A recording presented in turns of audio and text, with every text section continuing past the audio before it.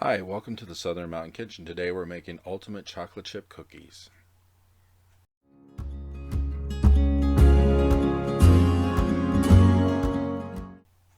These cookies are a very easy recipe, but they're great and they taste wonderful when they come out. It's just one of those things where once you have it the first time, you're going to want more.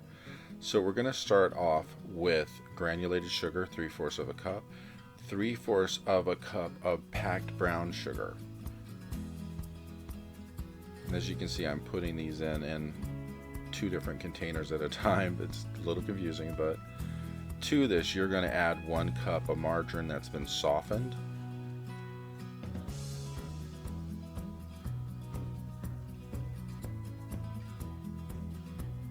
To that, we're adding 1 teaspoon of vanilla.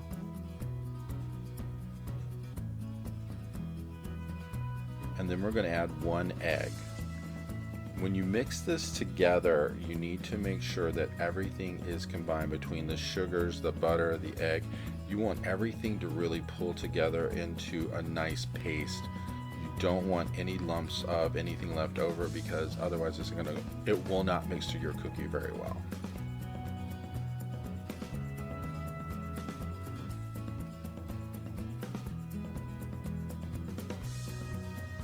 Probably only takes a couple minutes to actually mix all of this through, but once it's mixed through, at least you know you're not going to have lumps in your cookies.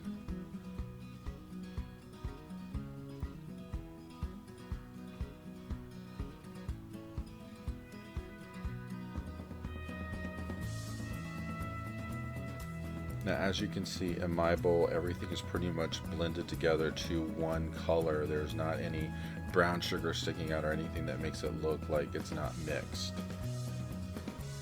Once you're finished mixing this up, you're going to move over to the next bowl, which actually has 2 1/4 cups of all-purpose flour in it. To that, we're adding 1 teaspoon of baking soda, a 1/2 teaspoon of salt. And you want to mix this through at this point to make sure that your baking soda and your salt and everything gets distributed throughout the flour. You don't want any places where there's more than there should be.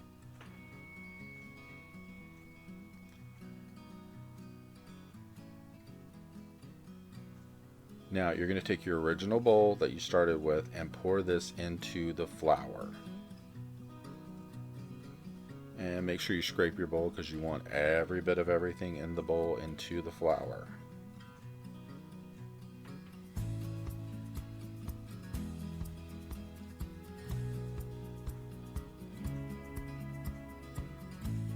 Now once you have it in, go ahead and start mixing it up. You don't have to be totally thorough with this yet, but get as much of it mixed up as possible because we're still going to add more to this, but we want to try to get it incorporated a bit.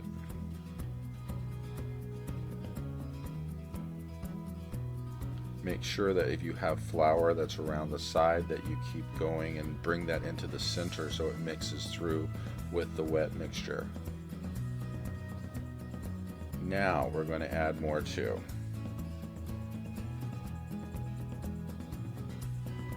So you're going to start with a bag of chocolate chips, which is basically a package is about 11.5, 12 ounces depending on the kind you get. I added 1/4 of a cup of Belgium chocolate, which has been cut into pieces, and then a cup of chopped walnuts.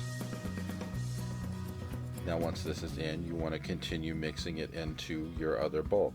Because this has to be distributed, you want to make sure all of the chocolate, the nuts, and everything gets mixed in with your original mix you had in the bowl. So it's going to take a minute. If there's any extra flour you see coming up from the bottom, keep mixing until the flour is incorporated. You don't want large amounts of flour turning up later when you're scraping the bottom of the bowl. This may take a few minutes to do, and this mixture is going to be stiff because when you get it all combined into the dough, you do want it to be a little stiff so that way your cookies have a little bit of lift to them when they're baking and they don't go flat. Because these cookies, when I make them, turn out to be soft. And it's really great because when you bite into them, you have a soft cookie, but you also have like nuts and 2 kinds of chocolate, and it has a lot of flavor, and it's something that you enjoy eating. And when I made these, I made an incredible amount of them. This bowl, depending on how big you make your cookies, could make, I had 3 pans worth of cookies. So, I mean, it's quite a lot.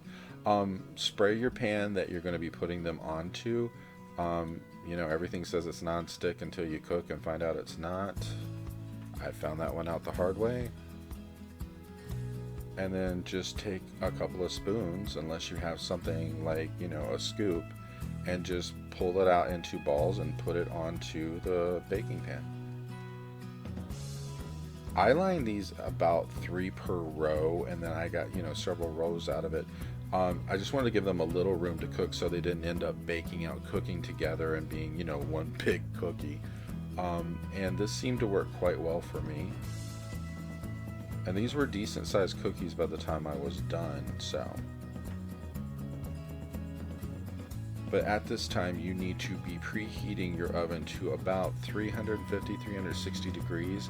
These take about 8 to 10 minutes to cook, depending on your oven, because I've said this before, everybody's oven is different, and temperatures, even though it says it's 350, might not necessarily be. I use a thermometer to check mine, because mine always cooks lower than it should, and I have to turn the temperature up. It's always better to be safe than sorry, because if you take all the time to mix this up, you really don't want to ruin it by an oven that's not the right temperature.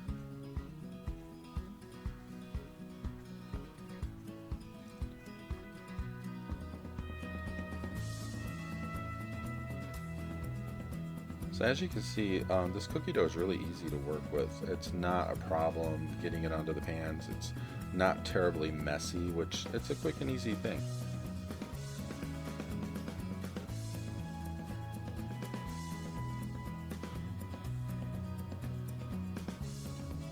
And when you're done, this is what the cookies look like. And like I said, they are wonderful to eat. So I hope you enjoy these as much as I do, because they are a great recipe. If you like this video, please like and subscribe, and I hope to see you the next time. Have a great one.